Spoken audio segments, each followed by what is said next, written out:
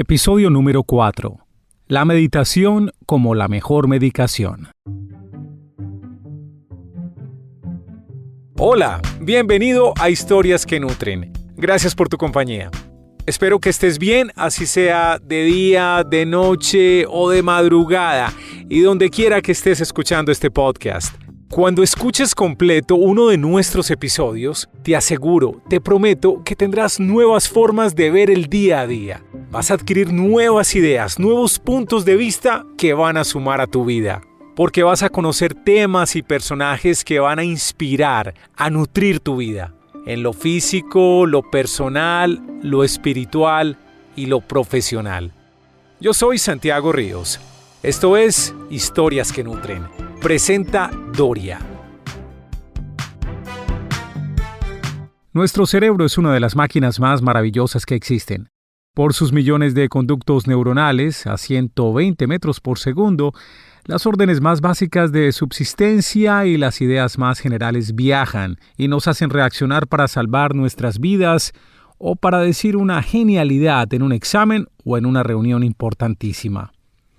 Pensar, razonar y hablar son las cosas que nos hacen especiales en comparación con otras especies vivas del planeta. Y eso mismo, paradójicamente, en estos tiempos de hiperconexión e hiperinformación, se está volviendo nuestro gran problema. Porque pensamos mucho, porque razonamos lo que no se puede razonar, porque hablamos y hablamos sin parar. Y como buena máquina, el cerebro no quiere parar. Es adicto a funcionar. Y ahora, con el trabajo en casa, con los niños en casa, con la vida toda vivida en pocos metros, no tenemos un minuto de descanso cerebral, ni medio minuto de silencio, y nuestro cerebro a la hora de ir a dormir no para de pensar. No se quiere detener. Por eso, hoy en este capítulo de Historias que Nutren, hablaremos de un tema muy urgente: la meditación como la mejor medicación. Entonces yo diría que esto ya no es una práctica de monjes, aunque hay personas que sí les gusta esa vida de retiro y está bien también, pero son una minoría. El resto de practicantes en Occidente somos laicos. Para desarrollar este tema nos acompaña Juan Felipe Jaramillo. Él es alguien que, además de médico, ha tenido un camino de búsqueda personal y espiritual que lo ha convertido en un sacerdote zen. Su nombre de pila es Juan Felipe Jaramillo, pero su nombre de monje es Sanriki. Él lidera una comunidad en crecimiento que mezcla armoniosamente dos tradiciones que transitan en paralelo por el camino del medio. Década tras década ha profundizado su conocimiento en las tradiciones milenarias de Japón y China. Y hoy, esas prácticas sencillas y pasivas de sentarse, de estar en silencio, de solo pensar en la respiración, de sentir el presente, tal vez son el camino que muchos están buscando en tiempos convulsos, atomizados y acelerados. Juan Felipe Jaramillo. La meditación como la mejor medicación. Historias que nutren. Ya estamos con Juan Felipe Jaramillo para hablar de meditación en otro episodio que entrega Historias que Nutren. Juan Felipe, ¿cómo estás? Bienvenido a nuestro podcast. Muchas gracias, Santiago. Muy contento de estar aquí, de compartir contigo y con los oyentes. Antes de meternos con este concepto de meditación y los beneficios que trae, vamos a hablar de tus inicios. ¿Cómo empezaste con todo este tema de meditación? ¿Cómo lo descubriste, Juan? Es una historia, pues como todas las historias largas, cuando uno ya cuenta bastantes años. Yo tengo 66 años, cumplo ahora en la próxima semana. Y la verdad, entré sin darme cuenta, confieso la verdad. Yo era un joven de mi generación, de claro sin escrúpulos, entre hippie y la revolución, es decir, el mayo del 68, con muchas inquietudes. Y diría que para mí no era claro que mis inquietudes fueran de carácter espiritual, no era claro simplemente. A la edad de 20 años me desplacé para la Sierra Nevada de Santa Marta.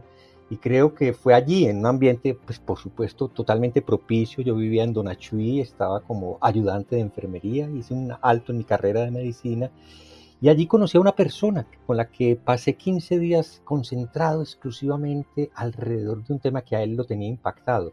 Y era que acababa de leer La filosofía perenne de Aldous Huxley, y el capítulo que más lo había atrapado era justamente el relacionado con el Zen. para mí literal, esto fue como si se abriera una puerta, además porque escuchaba esto en medio de una naturaleza que se volcaba por mis sentidos. Yo escuchaba el sonido del agua, del arroyo, las oropéndulas despertando en la mañana, el ruido en general pues del campo, del viento. Esto fue extraordinario. Todavía me tomé unos años en acercarme a la verdadera práctica de la meditación, porque uno al principio tiende a verla como algo muy lejano, muy complejo, como si uno no fuera capaz. Yo era consciente de mi mente muy agitada, muy difícil de aquietar, pero voy a decir, así empecé. A los 20 años de edad empecé a sintonizarme con este mundo en el que llevo ya 46 años. Juan, ¿no hiciste el camino que muchos creen que hay que hacer para dominar el tema de la meditación, que de alguna forma es algo cliché? Es decir, el irse para la India o para el Tíbet para empezar a dominar todo el tema de meditación. Mejor dicho, tu descubrimiento o tu acercamiento a la meditación no fue en ninguna tierra lejana, fue en tu propia tierra. En cierto sentido, más lejana que esos otros lugares que se volvieron, como tú lo dices, cliché. Ir a la India, pues hace parte de una cadena turística. En realidad yo fui a la Sierra Nevada muy conmovido. Era una época, no sé si todos los oyentes la tienen clara, estamos hablando de comienzos de los 70, en que una gran preocupación por lo social inundaba el país. Era la época de la teología de la liberación, y justamente dos tías mías, misioneras seglares, trabajaban en una organización que se llamaba USEMI. Es decir, a pesar de todos estos vínculos religiosos que les estoy describiendo, la fascinación mía era con los saberes ancestrales. Yo vería a través de ellas, viendo que allá había sabiduría. Entonces la gran sorpresa pues es encontrarme el señalamiento de un camino que no es nativo, que no es ancestral nuestro, pero que finalmente doy fe de que efectivamente yo conecté. Cuando me preguntan si he ido al Oriente, digo, el único Oriente que conozco es el Oriente antioqueño. El otro solo tengo referencias nomás. He conocido pues algunas personas interesantes, muy queridas, provenientes de Japón, de la India, pero no pasa más de ahí. Y de la lectura, pues por supuesto, todo lo que nos ha llegado a través de las traducciones de obras de maestros de estos lugares. Siempre los caminos parecen diferentes, al menos pensando en las costumbres ancestrales de cada territorio, de cada geografía, pero al final el destino es el mismo, ¿no? En estos días estuve tratando como de afinar qué entendemos los habitantes del siglo XXI con el encuentro con uno mismo, como si fuera realmente, no sé, una cosa excepcional. Yo creo que ahí hay algo que todavía pues quisiera resolver más. Estaba oyendo una conferencia pues, de un personaje que se volvió muy famoso, Yuval Noah Harari, y finalmente la idea del sí mismo es la idea del individuo que nos vendió el neoliberalismo, el liberalismo, la filosofía humanista liberal, que es la que pues de alguna manera es la religión de la época, que puede decir por otro lado, el cliente es el que tiene la razón, es decir, todo está puesto en función del individuo. Entonces, como si los arcanos y los conocimientos más importantes estuvieran dentro de uno. Eso es cierto, en parte si uno viaja, yo creo que toda búsqueda interior es para quitarse uno un acumulado de cosas que uno va recogiendo sin querer, que vienen de su familia, de su sociedad, de su educación. Por muchos años yo me repetía, yo casi que el esfuerzo que hago es desaprender tanta bobada que me enseñaron. Entonces, en parte sí, a eso llamaría yo el viajar hacia adentro, al reconocer lo que definitivamente no quería en mi vida. Pero por otra parte, yo creo que sí hay un encuentro con un mundo absolutamente vasto que yo no sabría cómo clasificar, si es adentro, si es afuera. Es afuera porque solo lo percibo en el momento en que yo aprendo a abrirme, a recibirlo, no en el momento en que me encierro. Entonces, yo creo que hay una sutileza que ojalá cambie pronto, donde dejemos de ver como el mundo interior como el único lugar donde es posible conocer y donde está lo esencial. No, yo creo que lo esencial está en todo, absolutamente en todo. Lo que la práctica de meditación le ayuda a uno es abrirse a la riqueza de la sabiduría inherente a todas las cosas. Eso es para mí bien importante en este momento, hombre, Santiago. Qué interesante, nunca lo había visto de esa manera. Hay un descubrimiento adentro y hay un descubrimiento afuera. Es complementar los dos mundos, es un todo. Sí, lo que yo vengo trabajando en los últimos meses es la conciencia de cuál es realmente el límite entre adentro y afuera.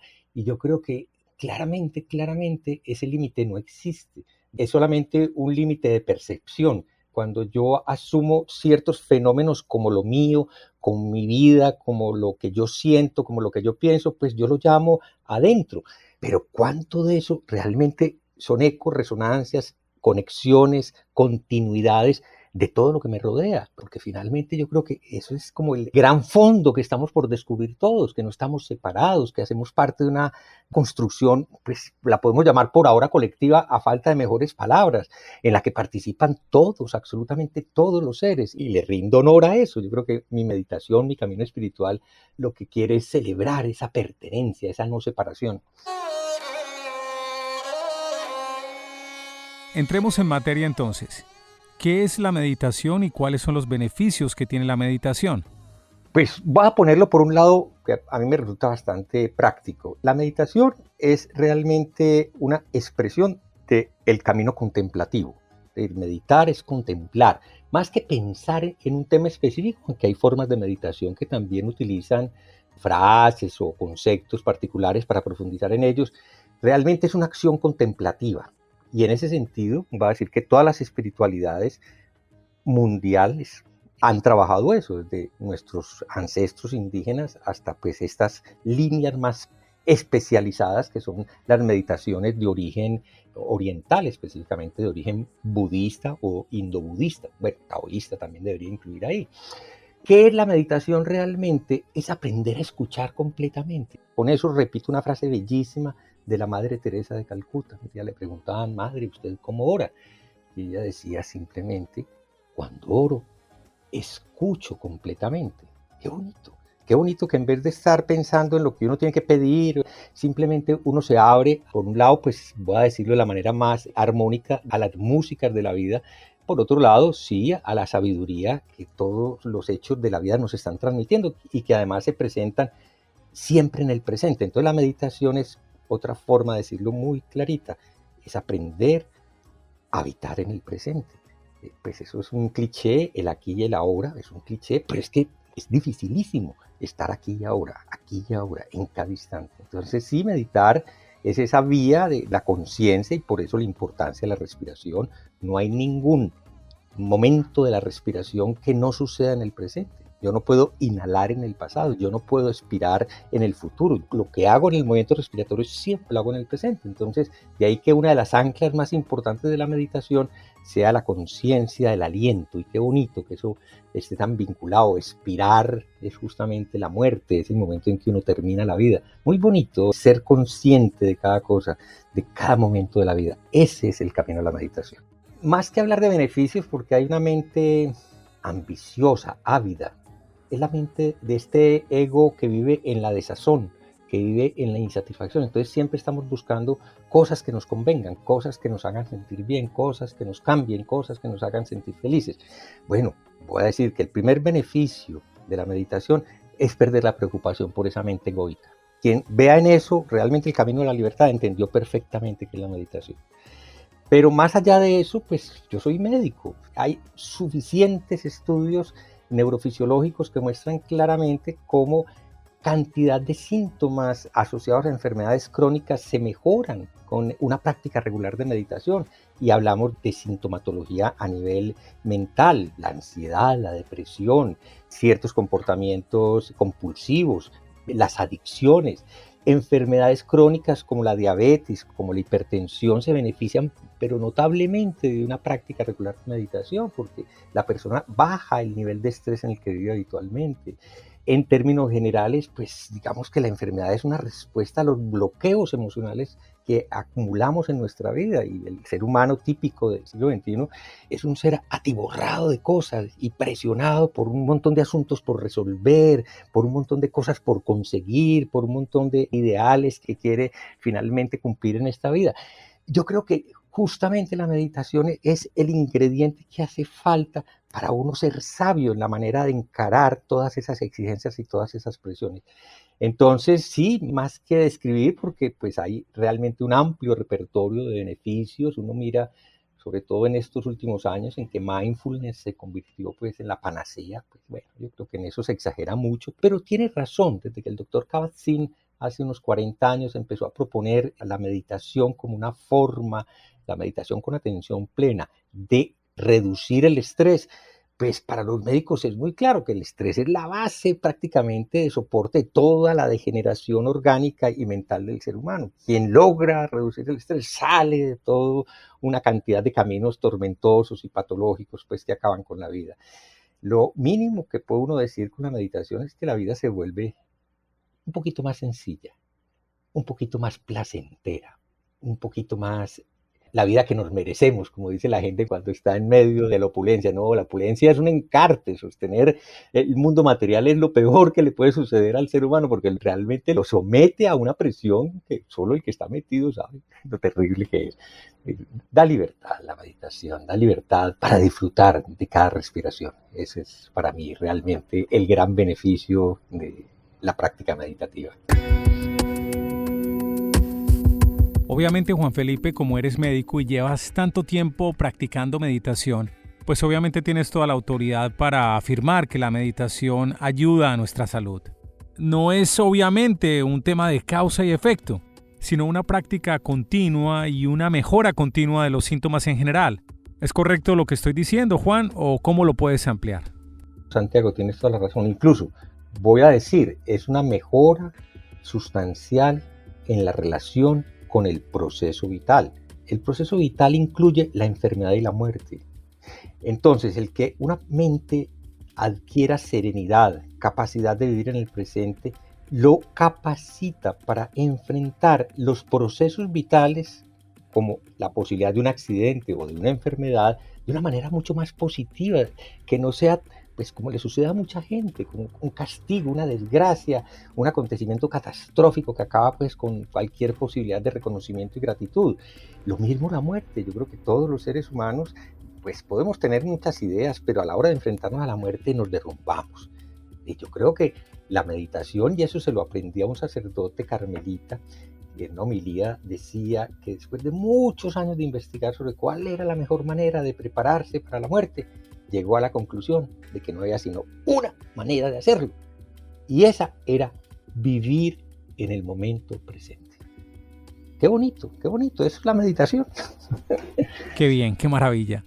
Muchas personas que no han meditado tienen en su imaginario al monje budista sentado con una túnica en una montaña lejana, solos, aislados de la sociedad. Entonces esa persona que tiene ese imaginario dice, no, esto no es para mí, yo no estoy preparado para hacer meditación, no me meto en esa vida, no puedo mandar a hacer una túnica ahora. Entonces, ¿cómo podemos invitar a la gente que entre a la meditación? Mejor dicho, ¿cómo le quitamos ese halo de misterio o esa cierta lejanía en apariencia para que más personas empiecen a practicar meditación? Sí, Santiago, eso es simplemente la mitología que, bueno, siempre existirá alrededor de las cosas exóticas. Pues una cosa que la gente debe saber es que la práctica de la meditación, tal como la estamos realizando algunos seres humanos, no somos muchos tampoco, en nuestra ciudad, en Medellín, en nuestro país, Colombia, en Latinoamérica, en el mundo, es muy reciente. Y los países orientales, que eran los que de alguna manera tenían esto como su patrimonio, incluso en esos países tampoco la mayoría de la gente practicaba de manera regular meditación. La mayoría de los practicantes son laicos, son personas que no abandonan su vida ordinaria.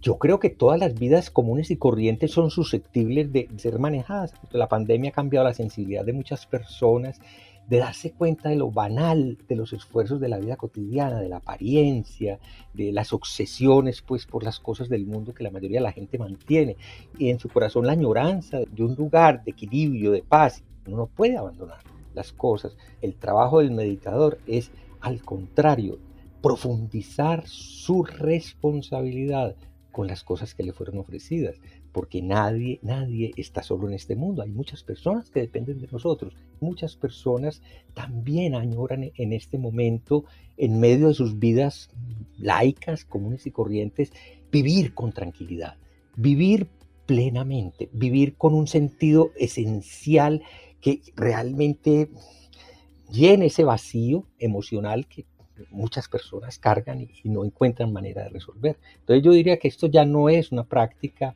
de monjes, aunque hay personas que sí les gusta esa vida de retiro y está bien también, pero son una minoría. El resto de practicantes en Occidente somos laicos. Yo soy en estos momentos un feliz enamorado, tengo mi compañera, bueno, vivo de una manera diferente al común de la gente, pero bueno, llevo 40 años de este camino, raro sería que no tuviera algunas diferencias, pero no son lo suficientemente lejanas pues al mundo que comparto con cualquier habitante de esta ciudad de Medellín. Utilizo incluso un modelo semejante al de cualquier otra decisión práctica que incluyamos en nuestra vida. De pronto nos damos cuenta de que necesitamos hacer un poco más de ejercicio y nos acordamos de que nos gustaba mucho montar en bicicleta. Entonces tomamos la decisión de empezar a usar la bicicleta de manera regular. El primer día que nos montamos en la bicicleta salimos a dar 2 vueltas a la manzana y nos reventamos del cansancio. Es decir, yo creo que lo que uno tiene que hacer es entender que todo es paso a paso, que todo tiene un elemento de familiaridad, de acostumbramiento, de entrenamiento. Entonces, a la gente que pues, nos visita, porque nosotros, bueno, en este momento por la pandemia no estamos completamente abiertos, pero aún a nivel de la virtualidad hemos recibido mucha gente, yo siempre les propongo, incluyan esto unos minutos al día, empiecen poco a poco, sin forzar las cosas, sin volver la práctica de la meditación una complicación más, pero empiecen a descubrir el sabor, porque yo ahí sí creo que toda práctica transformadora tiene un sabor con el cual uno se identifica desde el comienzo, y si uno descubre ese sabor, le es muy fácil repetir y repetir. Eso en la virtualidad en que estamos ahora implica pues más o menos que cada uno en su lugar, pero yo sí soy consciente de la ventaja enorme que tiene practicar con personas semejantes a uno y que uno vea su esfuerzo y comparta su interés. Entonces yo siempre invito más adelante a las personas a que vengan y nos acompañen y eso haga parte de su entrenamiento y de su familiaridad. Entonces lo importante es no acosarse, primero salir del mito pues de que esto produce una transformación mágica, de que entonces uno se sienta a meditar 15 minutos y a los 15 minutos ya tiene la gran paz y ya el mundo. No, esto es un camino y hay una imagen muy linda que es la del ángulo del clivaje, es una pequeña desviación a lo que estamos acostumbrados a hacer, pero esa pequeña e imperceptible desviación marca realmente una ruta maravillosa a quien quiera empezar. Juan, ¿y algunas recomendaciones básicas sobre postura, espacio, tiempo, quizás música para practicar meditación? Sí, cada tradición, en eso Santiago y los oyentes tengan presente que hay muchas formas de enfocar qué es la meditación. Yo soy sacerdote zen, yo pertenezco a una tradición, tenemos un linaje milenario. Es decir, nosotros tenemos unas formas muy específicas de ofrecer la meditación. Básicamente ofrecemos como 2 líneas de meditación que se conocen como la atención plena y las meditaciones de concentración. Las palabras técnicas nuestras es Vipassana y Samatha. Sí. Nosotros usamos una postura física que incluso al comienzo a la gente le resulta un poco extraña porque no estamos habituados a ella, que es la postura de Buda, la postura de loto, que es muy, muy difícil, no se la recomiendo a nadie para empezar, y sus variantes, que las hay muy sencillas donde el 50-60% de las personas logra sentarse. ¿Por qué insistimos en eso? Porque es que la meditación no es un asunto de la mente, vuelvo a repetir, es un asunto de la vida íntegra del cuerpo-mente. Y como lo que más lejano tenemos de nosotros es la parte corporal, el acercarnos al cuerpo en su dimensión de conocimiento, el cuerpo es un receptáculo de conocimientos y es lo que apreciamos. El cuerpo es el que respira, ese es el maestro, el ancla que mencionaba ahora que nos va a guiar. Entonces, por eso le damos tanta importancia a una buena postura. Se puede tomar sobre un cojincito en el suelo y nosotros siempre damos unas pautas para que las personas se orienten. Al que no puede sentarse de esa manera, también hay unas banqueticas especiales de meditación que permiten sentarse arrodillado. Eso para algunas personas también es muy cómodo. Eventualmente para unas personas la única manera de hacerlo es sentado sobre una silla, pero igual si estamos sobre una silla recomendamos ciertas pautas. Una de ellas muy importante es la verticalidad de la columna, el no apoyarse sobre el espaldar de la silla para tener una sensación de soporte de sí mismo. Nosotros durante la meditación no usamos música. Yo creo que la música está más cerquita de efectos de relajación. Yo creo que la conciencia meditativa es demasiado desnuda, demasiado pura, cuando uno oye sonidos, incluso los binaurales y otros que se han desarrollado últimamente, yo creo que se está saliendo del área específica a la que se orienta la meditación budista. Pero bueno, algunas personas ensayan con eso y pues en la vida personal no hay ningún problema. Los ambientes para practicar deben ser ambientes silenciosos, con una iluminación moderada, y la hora mejor depende de cada persona. Para mí es muy buena hora la hora del amanecer, antes de que amanezca, porque es momento de despertar. La energía del mundo está puesta a favor del despertar. Entonces es muy bonito. Pero hay gente que le va muy bien en la noche y hay gente que no puede ni a una hora ni a la otra, entonces cuando se pueda, eso no hay ninguna restricción. Eso como de a grosso modo, porque ya pues a los que nos acompañen en algún momento les explicaremos unos detalles que es difícil explicar en este momento, Santiago. Sé que existen diferentes corrientes y métodos de meditación. ¿Nos puedes hablar de dos o tres con sus diferencias para ilustrar a nuestros oyentes? Sí, más que técnicas, voy a hablar que hay objetos mentales que apoyan la meditación. Por ejemplo, es muy conocida la meditación a través de mantras. Varias tradiciones hindúes y algunas budistas los utilizan. Es la repetición de un sonido sagrado. De hecho, muchos de ellos no tienen exactamente significado. El Om famoso, bueno, se supone que es la fuerza universal, es el Brahma mismo. Eso se repite y se repite. El uso de un mantra ayuda a samatha, aquietamiento, a la tranquilidad. Eso está muy bien. Algunas personas meditan utilizando visualizaciones, entonces, pues, dependiendo de su corriente espiritual, enfoca la mente tratando de recordar las características, ya sea de uno de los maestros de su tradición o de los representantes, digamos, sagrados, el Buda o Krishna o Shiva. Y a través de esa visualización también entra en un estado, digamos, como especial de mente. Algunas meditaciones se pueden hacer en movimiento. De hecho, el Buda hablaba de 4 posturas meditativas. Yo expliqué la sentado, que, bueno, a grosso modo, que es la central nuestra, pero también meditamos nosotros caminando. La meditación caminando es muy importante. Hay un gran maestro vietnamita, Thich Nhat Hanh, que ha enseñado una práctica que él llama el Wake Up, en el que la gente camina a un ritmo muy lento, consciente de la respiración, y cada cierto tiempo suena una campanita. Las personas se detienen, respiran, son conscientes del momento y vuelven y arrancan. Y esto se hace por horas.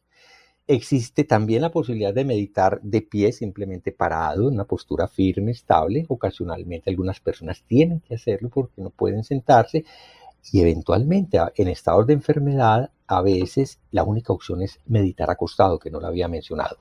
Entonces, más allá de eso, vuelvo a repetir, pues hay muchas escuelas diferentes al budismo que hablan de otras formas de meditación.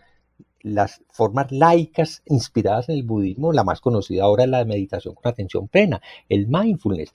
Pero pues para nosotros que estamos muy cerquita pues al origen del mindfulness, pues sí, simplemente es una adaptación al mundo laico de la meditación habitual nuestra. Ese clásico respirar y contar hasta 10 que nos recomiendan tanto para bajar una rabia, ¿se puede considerar como una meditación o una micromeditación? A ver, son como elementos de entrenamiento mental. Cuando una persona se encuentra con mucha dificultad para calmar su mente y no logra seguir la respiración de forma tranquila, se le recomienda que cuente hasta 10 sus respiraciones, empezando con lo básico: 1 cuando inhala, 2 cuando exhala, 3 cuando inhala, 4 cuando... Y así hasta llegar a 10, pero con una condición: que en el momento en que vea que hay una pérdida de presencia porque los pensamientos se lo están llevando, volver a empezar. Entonces, si se hace con honestidad, es una forma progresivamente ir bajándole a la dispersión mental, irse concentrando. Esa técnica se va refinando y uno ya luego no cuenta sino 1 por cada inhalación, siempre hasta 10, nunca de manera indefinida, porque no es pues una competencia de lo que más se resista, sino la conciencia de la posibilidad de perderse. Recomiendo muchísimo el aprovechar la vida diaria. Es decir, tú no puedes tener siempre las condiciones para practicar media hora, 1 hora continua de meditación, pero en el día, aún en medio de un trabajo muy agitado, aún conduciendo en una autopista con todos los problemas y el estrés que eso genera, tú puedes meditar. Tú puedes respirar y soltar. yo siempre repito una frase que la llamo el leitmotiv de la meditación: darse cuenta y soltar. Darse cuenta de lo que está pasando y soltar y dejar ir. Entonces, eso sí lo llamaría yo como una especie de micromeditación, porque tú la puedes hacer, no duras ni un minuto y la haces en cualquier condición, cuando estás comiendo, cuando vas al baño, incluso conversando en una reunión social. Puedes darte cuenta y soltar, darte cuenta de que estás tenso, de que tienes rabia, de que te molestó lo que dijo esa persona, cualquier cosa, y soltar, y soltar. Ese verbo es muy bonito y hace parte íntima del proceso meditativo: dejar ir, soltar. Hay dos situaciones muy comunes que le ocurren a las personas cuando están empezando a meditar. La primera es que se quedan dormidos y la segunda es que empiezan a divagar y a tener una serie de pensamientos que vienen, que van, pensamientos diversos o algunas veces obsesivos. ¿Qué les dirías a estas personas que están teniendo esta situación mientras empiezan a meditar? Claro, justo es la trampa que se hace uno para autojustificarse. Es que si nosotros supiéramos concentrarnos, porque cuando llegamos a meditar ya lo sabemos, ¿para qué meditamos? Ya, listo, simplemente cálmate, te concentras y no hay problema. No, nosotros meditamos porque somos conscientes de que el funcionamiento de nuestra mente, que los neurofisiólogos llaman muy claramente el funcionamiento por defecto, es decir, el tumulto, el ruido desordenado, que es lo habitual de nuestra mente, la loca de la casa, dicen algunos, pues porque somos conscientes de eso, de que ese es el tenor habitual de nuestra mente, es que queremos encontrar unas condiciones para bajar la intensidad de ese desorden, de ese ruido. Yo digo, si tuviéramos unos cascos que amplificaran la cantidad de ruidos que se producen en la mente, porque sí, existe, hay un chisporroteo, el doctor Ginard lo describe claramente, eso es una tormenta eléctrica, el cerebro es continuamente un ruido impresionante, pero bueno, es silencioso para el oído. Si pudiéramos amplificar eso, te digo que todo el mundo se reiría y se moriría pues del susto de pensar que esa es la mente que tiene. Entonces, no, el primero es un claro error, es por eso que vale la pena empezar a meditar, para calmar la mente, para traerle un poquito de orden a la mente. Y el segundo, nos muestra claramente el estado energético en que nos mantenemos, es decir, nos obliga a pensar en qué se nos está yendo nuestra energía, porque es que eso habla de cansancio, eso habla de alto nivel de estrés que estamos manejando. Entonces, claro, llegamos a un momento de recogimiento y no tenemos energía y nos da somnolencia. Eso lo llamamos en el budismo obstáculos. No son los únicos, pero son parte de los elementos que nunca nos deberían alejar de la práctica, sino que los debemos tomar como el elemento central de nuestra práctica, aceptar que está ahí. Sí, tengo sueño. ¿Y qué hago? Mi mejor esfuerzo para estar despierto. Solamente eso. Cada que me estoy viendo vencido, trato de abrir los ojos. Y si no puedo, me paro y practico parado. Y si todavía ahí tengo sueño, camino y camino el tiempo que necesite. Sí, es más bien el ser sabio a la hora de relacionarse con esas dificultades lo que demuestra la motivación y confirma la voluntad de la meditación, Santiago. Juan Felipe, qué interesante. Muchas gracias por este rato, por esta conversación. ¿Quieres complementar algo para los oyentes? Pues en particular, pues uno podría decir muchas cosas. Una de ellas es, en estos días se me ha ocurrido, pues esta pandemia nos cogió de sorpresa a todos, pero venimos con anuncios desde hace varias décadas atrás de que se nos vienen momentos muy críticos, muy graves. Vamos a vivir verdaderas catástrofes colectivas. Pues cuando decimos en Alemania hay inundaciones y se murieron más de 150 personas, pues es que aquí estamos tan acostumbrados a números mayores que nos parece que eso es poquito. Pero eso es catastrófico. Cuando pensamos que un pueblo en Canadá desapareció en 15 minutos debido a fuegos porque la temperatura subió a 50 grados centígrados, oye, yo creo que nos están diciendo claramente, ya empezamos, ya empezamos. Era inevitable, es decir, lo que le habíamos hecho al planeta Tierra nos lo van a cobrar. ¿Qué vamos a hacer? ¿Nos vamos a entregar a la tragedia? ¿Vamos a vivir desesperados? Porque en algún momento a cualquiera de nosotros nos va a tocar enfrentar esos u otros elementos de descuadre, de desequilibrio de la naturaleza. Yo no creo que nos podamos quedar como si eso no fuera con nosotros. Yo creo que lo que se está esperando de todos los seres humanos es que desarrollemos un nivel de conciencia suficientemente coherente con la realidad de este momento transitorio. Y esto es una especie realmente de fin del mundo. Yo no soy apocalíptico, pero yo sí invito a que renunciemos de una vez a un modelo de vida que los seres humanos venimos ejerciendo y que todavía lo seguimos ejerciendo con furia, y es una furia arrasadora. Nos estamos literalmente tragando la tierra y ensuciándola, botando toda nuestra basura sobre ella. Para abandonar esos hábitos se necesita una mentalidad y una actitud espiritual nueva. Entonces yo sí creo que la meditación es realmente un camino para los seres humanos que se quieran preparar para ser parte positiva de un cambio hacia un mundo diferente. Yo en este mundo acepto, no quiero quedarme. Sé que tampoco lo puedo parar, pero qué terrible lo que hicimos con el planeta y qué doloroso lo que nos está pasando y nos va a seguir pasando. Esta no va a ser la última pandemia. Tenemos que ser muy conscientes de eso, de que los daños graves que hemos hecho para que las pandemias se vuelvan muy comunes empezaron. Eso es todo.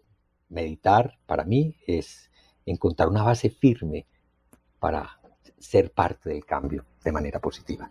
Eso sería todo.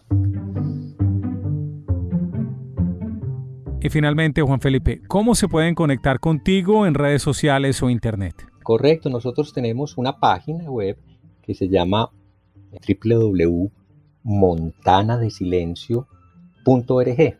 No lleva ñ, pues porque en internet no existe la ñ. Montana de Silencio, todo pegadito.org. Yo creo que ahí se encuentra la información básica. Somos muy poquitos, entonces las redes sociales no las movemos mucho, pero también estamos en Facebook y en Instagram, donde aparecen algunas cositas. Y a las personas pues que quieran encontrarnos, ahí en la página encuentran pues nuestro teléfono. Pues ahora por razones de la pandemia hemos estado todavía un poquito restrictivos en las visitas, pero nos pueden llamar y nos pondremos de acuerdo en cuál es la mejor manera de encontrarnos. Pero aquí los esperamos, a quienes quieran venir. Muchas gracias por la paciencia y la escucha. Juan, muchas gracias por estar con nosotros. Hombre, Santiago, muchas gracias a ti por invitarme. Juan Felipe Jaramillo hablando sobre meditación en otra entrega de Historias que Nutren de Doria. Cuando escuches completo uno de nuestros episodios, tendrás nuevas formas de ver el día a día. Vas a adquirir nuevas ideas y perspectivas para ver el mundo, porque va a nutrir tu vida en lo físico, en lo personal, lo espiritual y lo profesional. Para que no te pierdas ningún episodio, por favor suscríbete en tu directorio de podcast preferido. En Apple, en Spotify, en Spreaker, en Deezer o en Google Podcast. También puedes ayudar a nutrir la vida de otros si compartes este podcast con tus amigos, con tus familiares, con tus compañeros de trabajo. Yo soy Santiago Ríos y los espero muy pronto en otra entrega de Historias que Nutren. Presentó Doria.